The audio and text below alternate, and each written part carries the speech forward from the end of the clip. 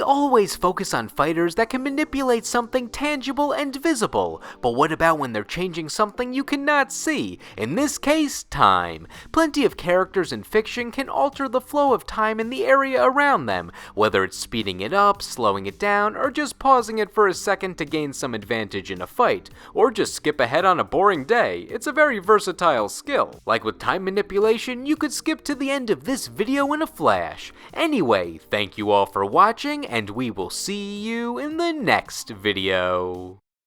Hold on, none of this is right. So in this video, we'll be going over our favorite time manipulators across all media. It's a flexible skill. These characters just have to take time and twist it in certain ways. They can freeze it, or slow it down, or speed it up, or reverse it, etc. We're not picky, just be cool with it. And joining me for this topic is our resident time traveler, Judgment Meter. Hey guys, this is me from 2 weeks ago. Or tomorrow! Now, let's fast forward through our top 10 time manipulators. Number 10, the time from Cardcaptor Sakura. Each card in Cardcaptor Sakura has a basic power that it can eventually give to whoever contains them. The time is your all-in-one package for all the standard time manipulation abilities, stopping it, speeding it up, slowing it down, and most interestingly in his debut episode, making the day repeat itself. The time just keeps repeating the same day, confusing Sakura on why she keeps having the same tests and conversation topics, with only a few others related to the main plotline aware that we're in a Groundhog's Day scenario. The time just does this because he's a mischievous little scamp. Well, a big scamp. He's basically Father Time personified. He even hides in a clock tower to really drill in his theme. You know what? I like him, and I think he just needs a hug. He's like a grandpa. When approached, he can either be crafty by rewinding time a bit to make you have to find him and approach him all over again, or he just tries to run, since I guess he can't just blindly reverse time when under pressure. You can tell he's messing with time when the world goes all lemon-lime color. Be wary of when the sky turns green when he's around. When captured, he actually goes to Lee, who used him a few times in future episodes. I like the episode when he tricks the power into thinking she lost a tug of war by freezing time to pull the rope out of her hands. She was so distraught by what just happened that Sakura captured her with no fight back. We see in another episode when Lee was using the time off screen for a prolonged period of time, it exhausted him heavily, so it shows the time is not a card to be used indefinitely. Makes sense, holding time in place seems like it would be a strenuous activity. Number 9, Giras from Mortal Kombat. Giras may have not been the first time manipulator in fighting games, but he has the benefit of having some extensive powers to make him memorable. He's a construct made by the Titan of Time, Kronika, who made Giras a being that exists in a fixed point in time, so no matter how much you beat Giras up, he just returns to normal since his body will always default to how it was in that fixed point in time. I'll let him explain it. I, Giras, am a fixed point in time. With every death and rebirth, I grow stronger. You can cut his head off and he just reconnects it like a puzzle piece. He does like to crack his neck a lot after he puts it back on, so maybe don't behead him, it sounds kind of uncomfortable. Regardless, you can still punch him a lot and he'll get hurt because fighting game mechanics, but canonically it won't really do anything to him. He'll be good as new in a few minutes. His main time manipulation skill is freezing fighters in place so he can punch them without worrying about them fighting back, or he can just take things from them when they're frozen.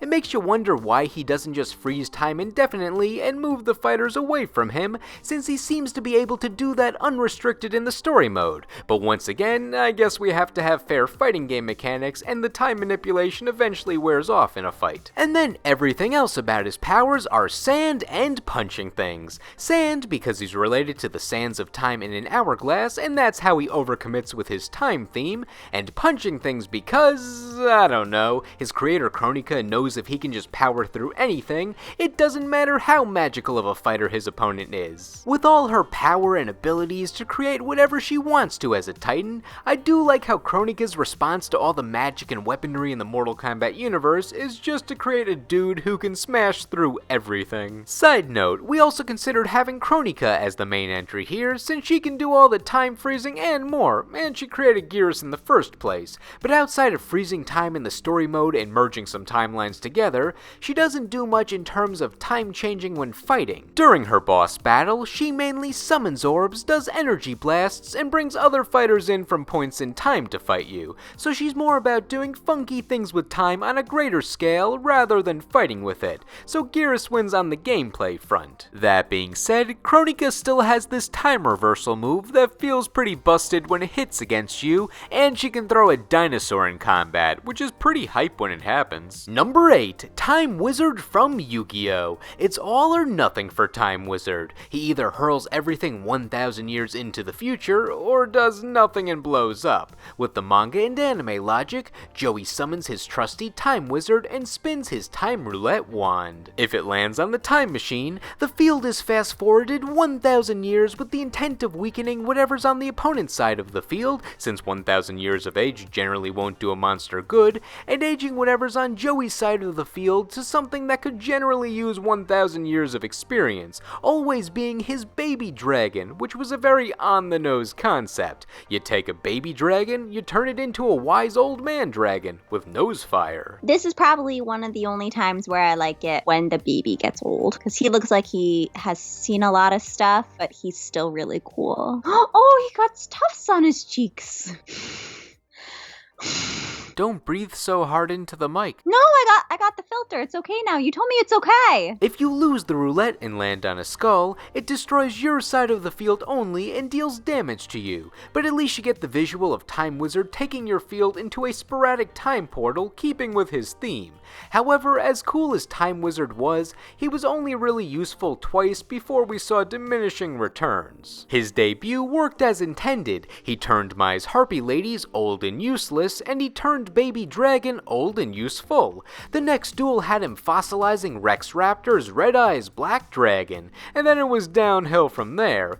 The roulette failed for the only time against Bones the Zombie Duelist, causing that time portal. The Bandit Keith duel showed Time Wizard Rusting Barrel Dragon, but then Keith had his own time machine, so Time Wizard was null and void. Then in the Yugi duel, oh hey, Dark Magician's old now. He can't do anything. Just kidding, he's an ancient sage. Get wrecked. No, he's old man Joseph. After that, we got the Duel Quest filler, so non-canon. Then there was Time Wizard vs. Jinzo, which had promise, but Jinzo has an everlasting alloy, because of course he does, so 1,000 years didn't matter to him. And finally, in Joey vs. Kaiba, Time Wizard resolved, but Kaiba dodges it with interdimensional matter transporter, because the only way to subvert our expectations with Time Wizard at this point was to find ways for him to backfire or just be avoided entirely, or fuse him with a dragon to create a hammer. I also like that he follows early Yu-Gi-Oh! Monster design philosophy, where his powers are reflected directly in his appearance. He's literally just a clock man. He's like those annoying gears in the JoJo's theme song from part 3 that we didn't know what they were, and then we found out later, and we're like, oh. When Time Wizard was put into the real-life card game, the Time Roulette was simply turned into a coin flip, where if you win it, it clears the monsters on your opponent's side of the field,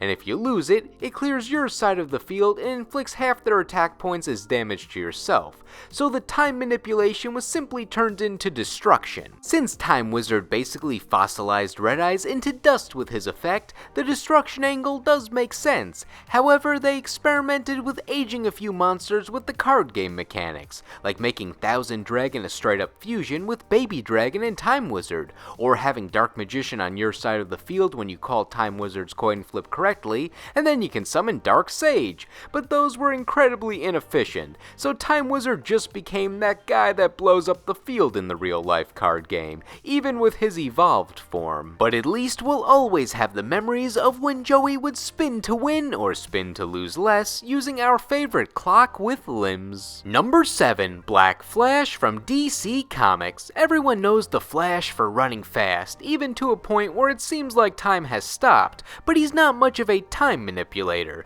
We just see him running from his own perspective, so the best way to show that is by having time slow to a crawl for the viewer's benefit. There are instances where time stops either intentionally or unintentionally for some of the Flashes, though for the most part it's just the Speed Force, which has a lot to explain, so to summarize, it powers the Flash to run through time, space, and reality itself when he needs to amp amp up his movement. Yeah, so it's like when they run out of powers for the superhero and they're like, let's make him a Giorno. Now he's immune to poison. He can travel through time. Why'd you compare him to Giorno specifically? It made so much sense in my head. Of course, there are potential drawbacks, and that's where the time manipulation comes in, but not for the main Flash. Instead, it's with an entity known as Black Flash. While there have been a few that have taken this title, the most notable one's identity is unknown, usually being a wraith who exists as a Grim Reaper of sorts for those who use the Speed Force too much. While it seems like he can run as fast as the Flash, when he shows up, he just freezes time around him, except for the person that he's after.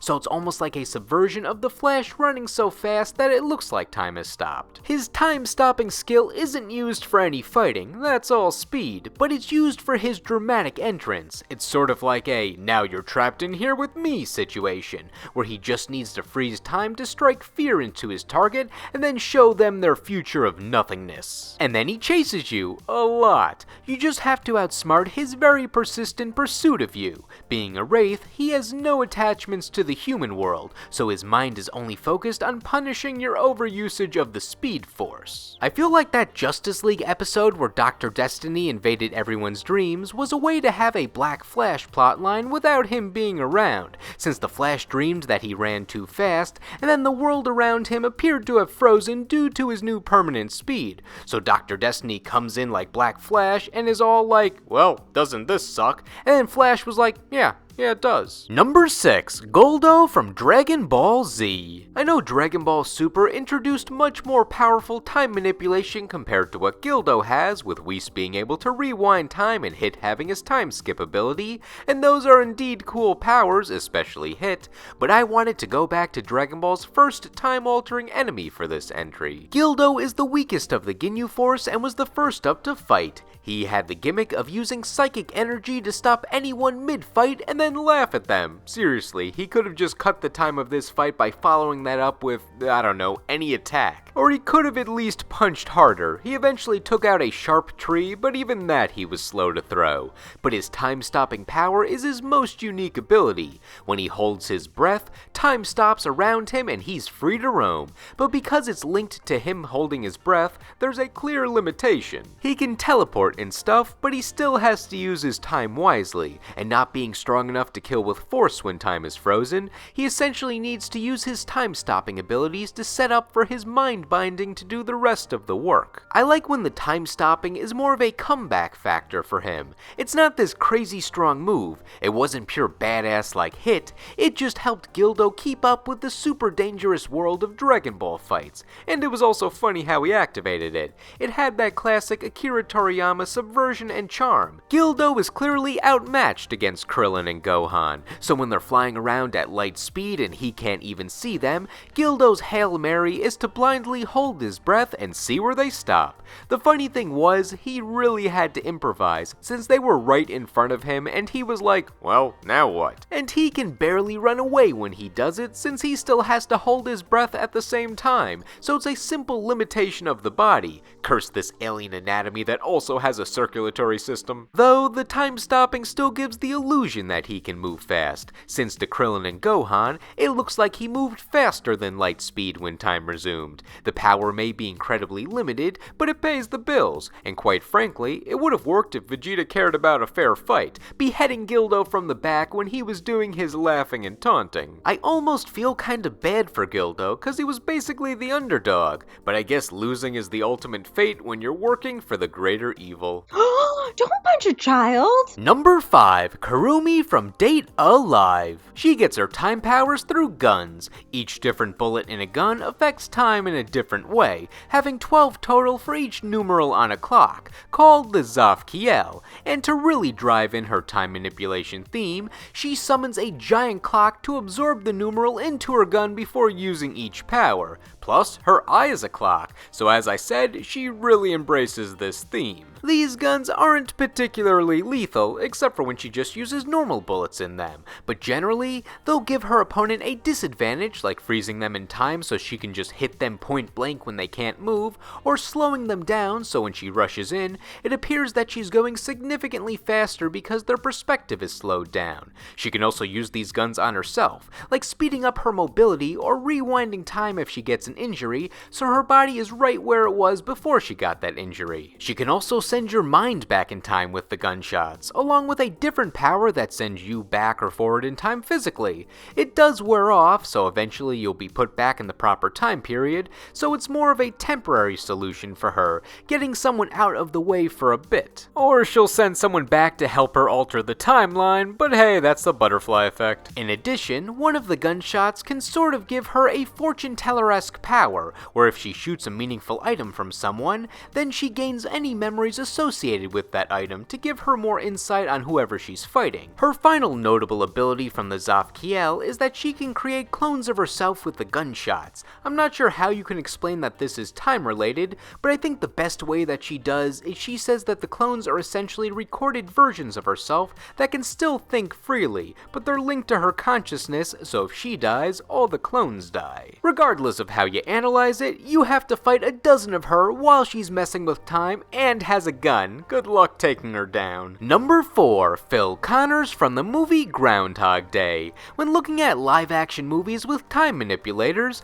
not many came to mind. I'm sure some of the Doctor Who movies had a time manipulator somewhere, maybe we could have gone with Clock Stoppers or Adam Sandler and Click, but I always enjoy my yearly viewing of the movie Groundhog Day on Groundhog Day, and it got me thinking, the protagonist Phil Connors could technically count as a time manipulator when you think about it, or whoever's disrupting the flow of time in that movie to make him relive the same day over and over. To summarize, Phil wakes up every day and it's always February 2nd. At first, he started to take advantage of it, like eating or smoking whatever he wanted, robbing banks casually, and just being a jerk to people that he naturally didn't like without having to worry about consequences. Even though he himself was unable to alter time willingly, he learned to work with the time curse to live what he thought was his best life, even if it was at others' expenses. What did he care? They weren't gonna know by the next day. However, he soon sees the greater drawbacks of the same day reoccurring.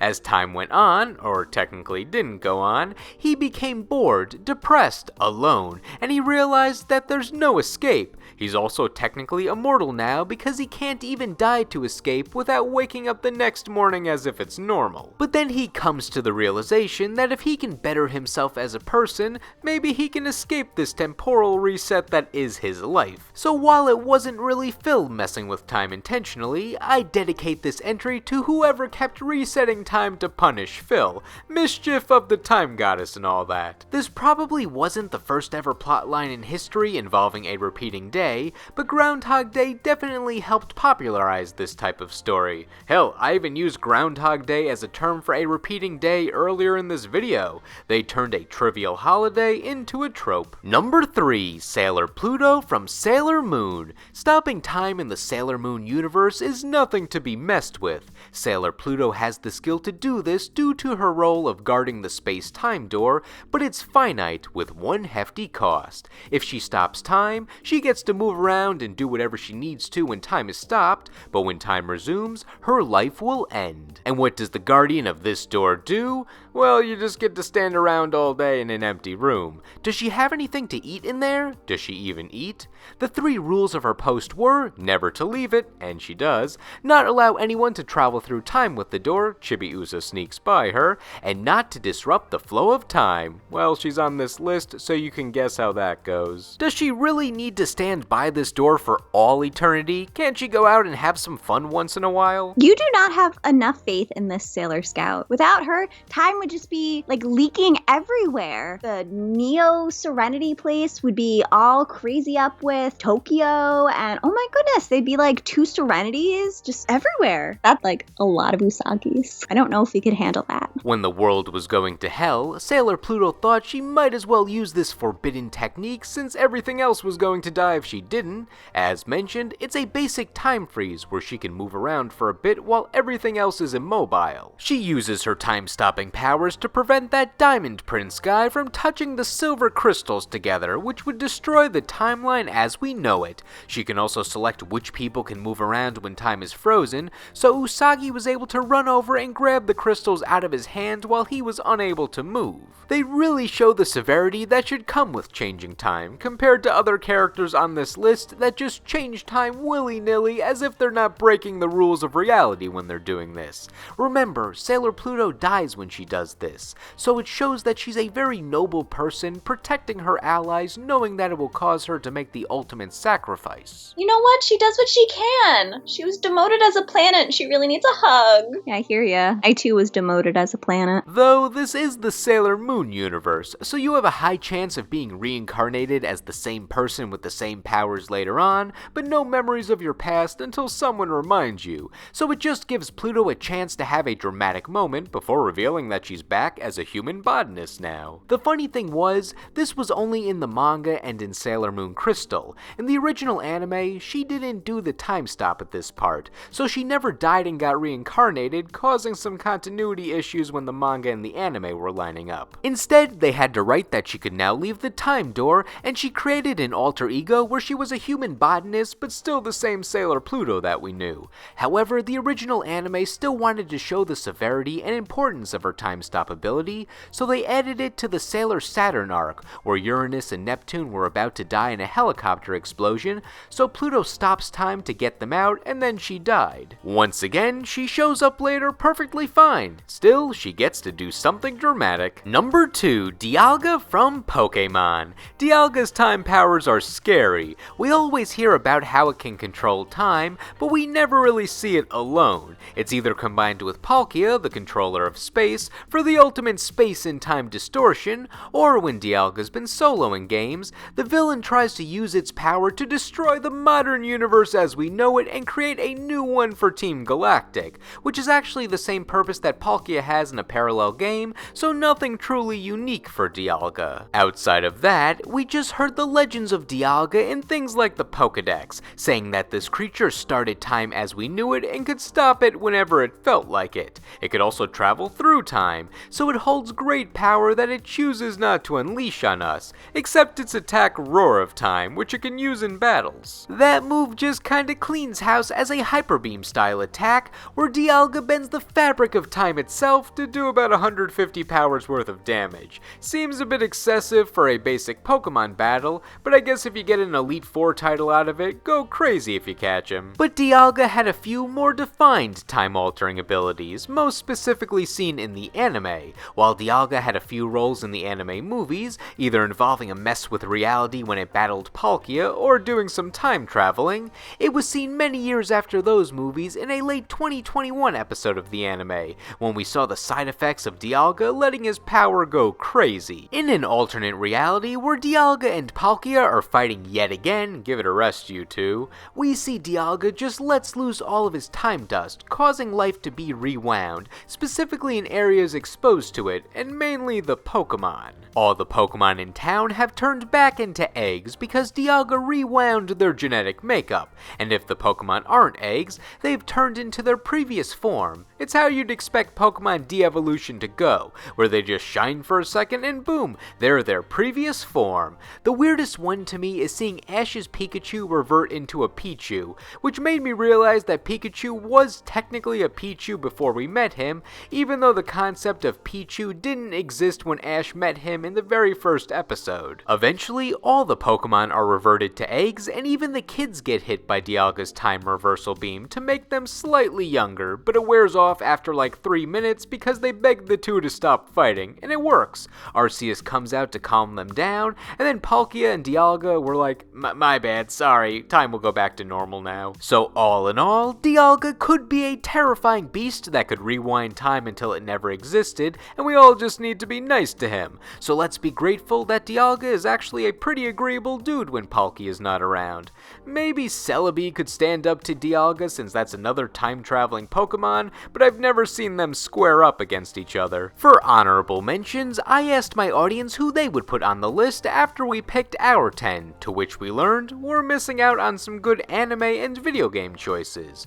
Julius from Black Clover. He can heal by rewinding time, teleport, trap you in time balls. There's a lot of stuff he can do that seems like it's pretty spoilery if I look into it more. Esdeath from Akame ga Kill. She can freeze time, but it takes a lot out of her, so she can only do it once a day. Also, she's got a cool hat. Flashman and Brightman from Mega Man. They can stop time for a few seconds in a fight. Nice. Blinks the Time Sweeper. He wasn't actually suggested, but I wanted to give him a shout out anyway. I never played his video game, but he was advertised everywhere on TV and in gaming magazines back in 2002, so I really got acquainted with him through all the advertisements I saw. They touted him as Xbox's future Mario-esque mascot, but you can probably guess how that turned out. Beautiful Joe. He did come to mind when we were planning, but it would have been another Blinks the Cat situation where I really only know about him through ads and reviews. And I've played him in Marvel vs. Capcom 3, Kamen Rider Zeo.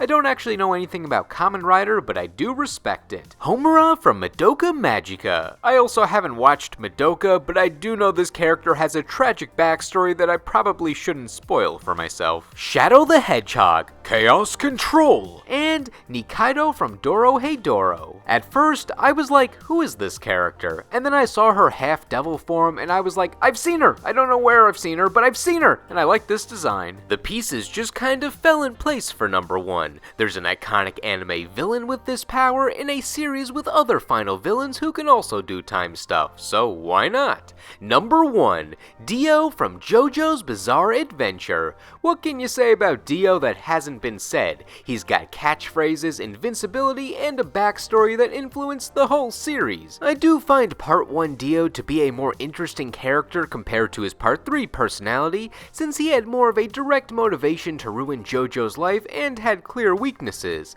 while Part 3 Dio just sat around sending goons at the Stardust Crusaders until his incredibly cool final battle, along with some character development in the Part 6 flashbacks.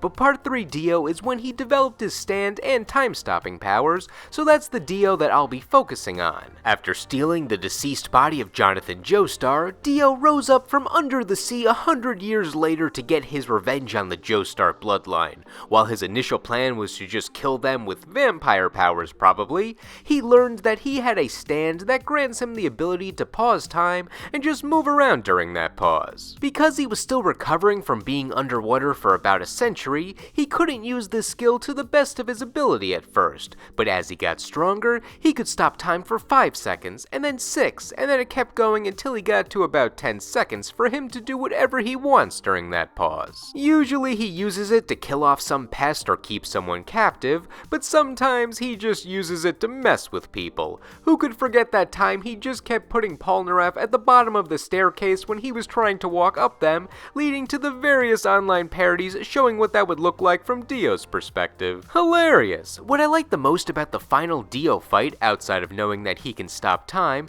is Dio doesn't really have a game plan. Once time is stopped, he just improvises everything he does, and that's great. In the fight against Kakuin, even before he started freezing time, when Kakuin did his Emerald Splash attack against him, Dio was just like, neat, I can flick these at each other. And then his reaction to Kakuin being frozen in time was to just punch him, once, really hard, right through the everything. And then when time resumes, you're subject to all the physics that would have come with getting punched so hard that you have a hole through your body, so it didn't look good for Kakuin. But he still doesn't hit all of your vital organs to a point where you can survive long enough to have an internal monologue and warn everyone else before you die. Kakuin is such a good lad. My baby. Hey, Judgment Meter, since you're the #1 Kakuin fan in the world, what would it have been like if Kakuin won this fight instead? He would be everyone's hero. He'd go, Emerald Splash! And it would go, pew, pew, pew, pew, pew, pew, pew, pew. And Dio would go, ah!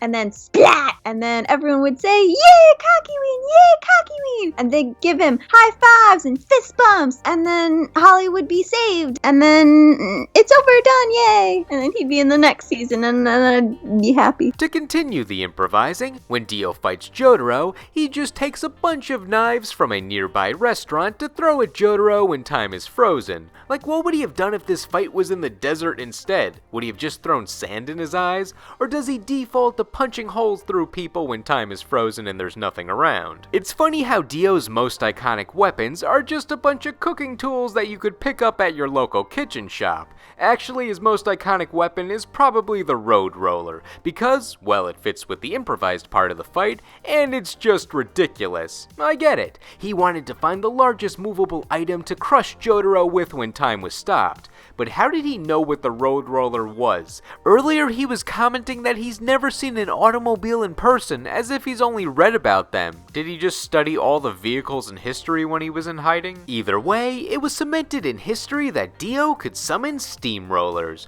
Also, shoutouts to when he thought Jotaro was dead and he was about to do a cocky villain thing by walking away on an assumption, but then he was like, just in case I'll behead him with this stop sign. Adds to the improvising part of the fight. I like how he technically could have just attempted to punch a hole through all his problems like he did to Kakyoin, but he got creative. Also, since he has a stand that can only hit at short ranges, it does make sense that he finds so many ways to attack from a distance. Plus, Dio started the trend of time manipulation being a thing among JoJo's characters, mostly villains. First, Jotaro. I'm sure Jotaro would have eventually learned that he could stop time too, but seeing how Dio could do it with a similar type of stand, he was able to use a bit of protagonist magic and develop that skill mid-fight. Other forms of time manipulation that followed were Bite the Dust with Kira, forcing Hayate in a time loop as soon as someone learned Kira's name, Diavolo using King Crimson to skip forward in time and having a hard to explain stand, Ringo being able to reverse time, and Poochie, oh, he's got a lot going on. So by kickstarting the theme of time merely being a plaything in the JoJo's universe, and doing a lot of memorable attacks that expand beyond the realm of JoJo's, Dio beats the clock and the competition on this list. Oh, and because I can't go the entire segment without saying it, Zawardo! Now, what did you think? Were all these characters smart with the clock, or were some of them not worthy of the time that they love to manipulate? Who are your favorite time manipulators in fiction, whether we discussed them or not? Let us know in the comments. Anyway, thank you all for watching, and we will see you in the next video.